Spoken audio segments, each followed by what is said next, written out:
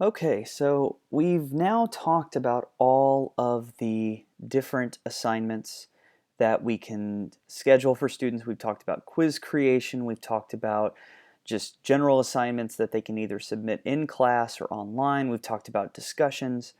Now it's time to talk about the one unifying aspect to those things, grades. So let's go ahead and click on grades and let's go to the gradebook.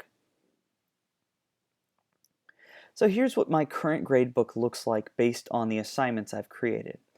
And I don't want to go too much into a lot of this yet because I'm going to talk about that in the next tutorial. But what I want to show you is just in general the way that the gradebook works. First, you've got a search bar. So you can actually filter your students by searching for them. So if I were to search for Roger, I don't have a Roger in my class, so it's not going to show up. But if I were to search for test student, then I could quickly get to this student's grade. Now, just so you understand how the gradebook is going to ultimately work, the gradebook in Canvas utilizes what's known as pagination. And what pagination is instead of having to go to the very bottom and choose how many students to show per page, 25, 50, 100, whatever, Canvas is going to do something that's very similar to what you may have seen in Facebook and other kinds of web pages that have a lot of content in a vertical orientation.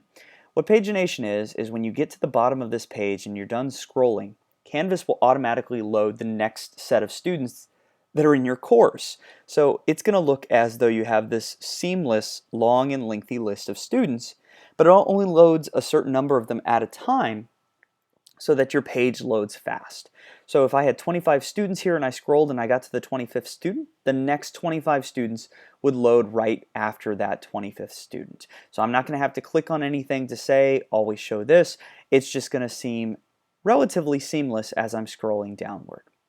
Okay, so notice, columns have been added as I have created these different assignments and quizzes. Now you may notice that it looks like this lab report over here is cut off, and you're not wrong.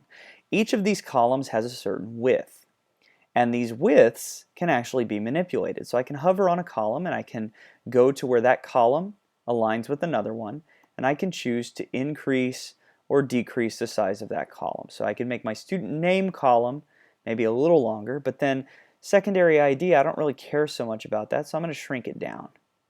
That gives me more room for each of these grades. Now, I could also shrink each of these if I wanted to fit them all in, but you can also just scroll in this direction. And you can see that scroll bar down at the bottom. So if I wanted to, I could come down here and grab on that scroll bar, and I could just simply move through my gradebook in that manner as well. Or if you're more comfortable with it, just click on one of these and you can then move through the rest as you need to. The problem with that, of course, is when you get beyond this, you need to go down here, grab that scroll bar, and move over. So the scroll bar ultimately can allow you to quickly move across this gradebook, and if you instead prefer, you can just, as I said, resize this so that each of these is a certain width. And of course, all of your columns would be modified in that manner. Ideally, obviously you're not going to be like me, you're not going to be adding in a bunch of grades simultaneously. You're probably going to be adding in a singular grade for an assignment that you have due. Or in theory, if that assignment is built into the online portion of your course, then that assignment is ultimately going to be just displayed based on how the student performed according to the rubric or the automatic grading that was built into whatever the assignment was. All right, so that is the gradebook. Now, in addition to that, let me go ahead and just widen some of these. So I'm going to come over here to this assignment and click on this downward arrow, and you'll notice that you are given a variety of different options when you do that. So in the next tutorial, I'm going to be talking a little bit more about the options that we have for our gradebook. Okay?